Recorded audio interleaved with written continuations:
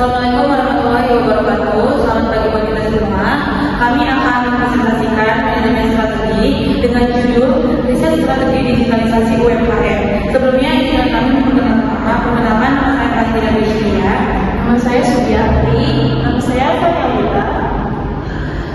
Pertama, kita bakal masuk ke latar belakang. Digitalisasi menjadi kebutuhan utama bagi UMKM di era teknologi saat ini. Digitalisasi membantu UMKM dalam memperluas pasar, meningkatkan efisiensi operasional, dan memperkuat daya saing. Namun, masih banyak UMKM Indonesia yang menghadapi berbagai hambatan dalam proses digitalisasi, seperti rendahnya literasi digital, keterbatasan infrastruktur teknologi, dan kurangnya akses pembiayaan. Yang kedua, itu ada digitalisasi UMKM. Digitalisasi adalah proses penggunaan teknologi informasi untuk meningkatkan efisiensi operasional, mempercepat pengambilan keputusan, dan memperluas jangkauan bisnis. Transportasi digital menjadi sebuah keniscayaan bagi UMKM di era teknologi saat ini. Digitalisasi bukan hanya soal mengikuti tren, tetapi menjadi kebutuhan fundamental agar UMKM mampu bertahan, bersaing, dan berkembang di tengah perubahan pasar yang semakin dinamis dan kompetitif.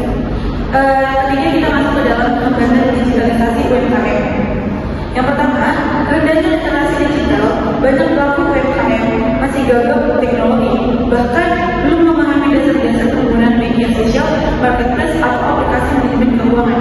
Yang kedua, keterbatasan infrastruktur teknologi. Keterbatasan infrastruktur seperti jaringan internet yang belum merata menjadi hambatan signifikan, terutama bagi UMKM di daerah terpencil. Yang ketiga, yaitu keterbatasan modal untuk investasi teknologi. Hambatan finansial menjadi penghalang utama UMKM untuk masuk ke ekosistem digital, terutama biaya pemasaran digital, perangkat lunak manajemen bisnis, dan pengembangan platform. Selanjutnya itu ada yang keempat, ada di hambatan digitalisasi UMKM. Selanjutnya yang tadi di poin nomor 4, kurangnya pendampingan dan akses pelatihan yang berkelanjutan. Salah satu hambatan transformasi digital adalah tidak adanya ekosistem pembelajaran yang mendukung UMKM membutuhkan lebih dari sekedar pelatihan dasar, tetapi juga coaching, mentoring, dan dukungan komunitas digital. Yang kelima, kekhawatiran akan keamanan digital dan penipuan online. Banyak UMKM yang masih ragu untuk memanfaatkan transaksi digital karena kekhawatiran terhadap keamanan data, penipuan online, hacking, dan pencurian identitas lainnya. Selanjutnya ada di poin 6, yaitu kendala budaya mentalitas konvensional. Tidak sedikit pelaku UMKM yang masih nyaman dengan cara berjualan secara offline. Mereka merasa akan berubah karena merasa cara lama sudah cukup menghasilkan budaya transaksi tatap muka. Kepercayaan personal dan metode pembayaran tunai masih kuat dibagi sebagian daerah. Yang ketujuh ada kurangnya standarisasi dan kualitas produk untuk pasar digital. Pasar digital memiliki standar yang lebih tinggi terkait kualitas produk, kemasan, foto produk, deskripsi, hingga pelayanan purna jual. Banyak UMKM yang belum siap menghadapi standar tersebut sehingga produk mereka kurang kompetitif di marketplace atau e-commerce. Selanjutnya ada program digitalisasi UMKM.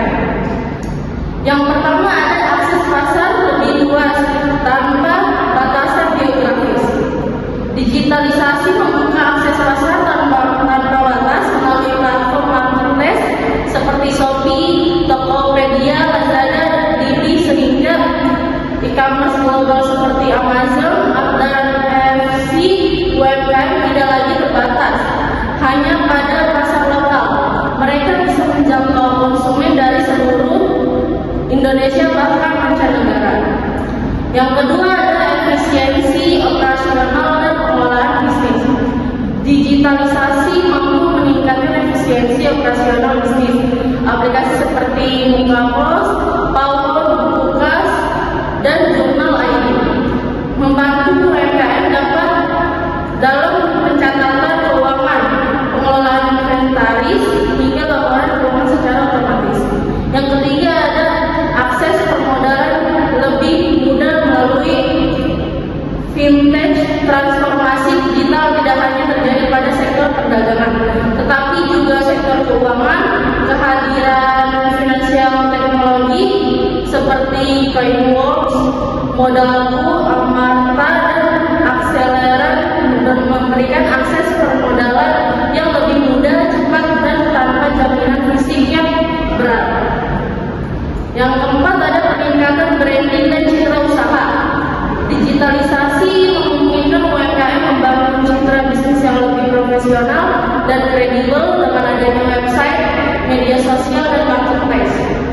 UMKM dapat membangun brand awareness, memperkenalkan produk hingga membangun komunitas pelanggan.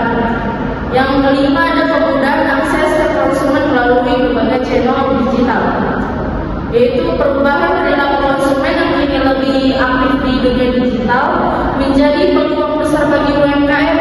Selain marketplace dan media sosial, platform pesan seperti WhatsApp Bisnis juga mempermudah interaksi langsung dengan pelanggan, menyediakan katalog produk dan menerima pesanan secara praktis.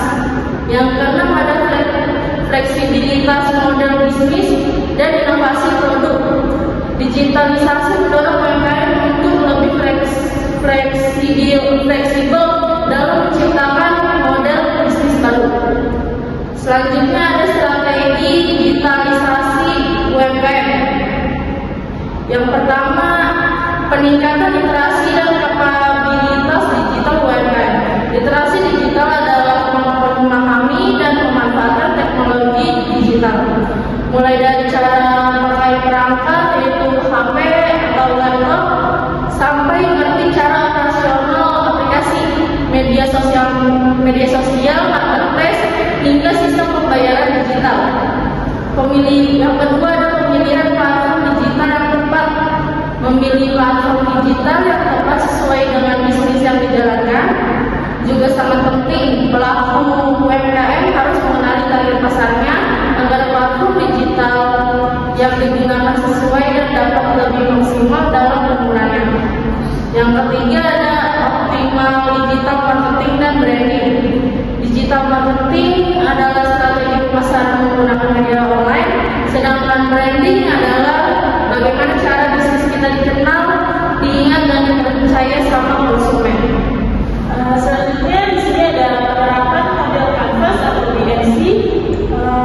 Satu itu ada customer segment, kelompok pelanggan atau pasar yang menjadi target bisnis. Siapa yang akan menjadi membeli produk atau jasa yang dijual. Segmen ini harus jelas dan spesifik. Yang kedua ada value promotion atau promosional nilai.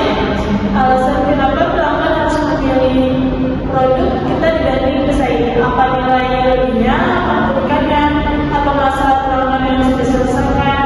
Kalau tidak benar, nilai lebih bisnis akan membuat kemahautan kompetitor di marketplace atau media sosial. Yang ketiga itu ada channel atau saluran atau media untuk menyampaikan produk atau jasa pelanggan, di mana mereka bisa melihat, memesan atau membeli produk. Contohnya ada marketplace Shopee, Tokopedia, Lazada, dan lain-lain. Untuk media sosial seperti ada TikTok, Instagram, Twitter, dan lain-lain. Yang keempat itu ada customer relationship, hubungan pelanggan. Hubungan yang baik membuat pelanggan loyal dan repeat order, biasa atau membeli produk. Contohnya ada marketplace Shopee, Tokopedia, Lazada, dan lain-lain. Untuk media sosial seperti ada TikTok, Instagram, Twitter, dan lain-lain.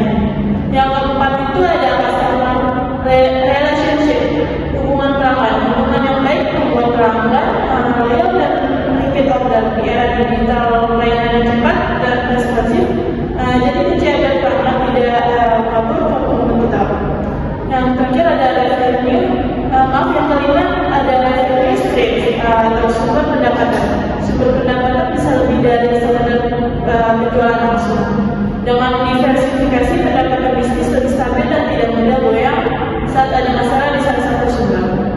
Yang keenam ada key resource atau sumber daya utama. Sumber daya utama ini yang bikin bisnis berjalan, memberikan nilai ke pelanggan. Tanpa resource, dari materi yang kami sampaikan, kami memperoleh kesimpulan seperti digitalisasi merupakan kebutuhan yang mendesak bagi UMKM untuk bertahan dan berkembang di era digital.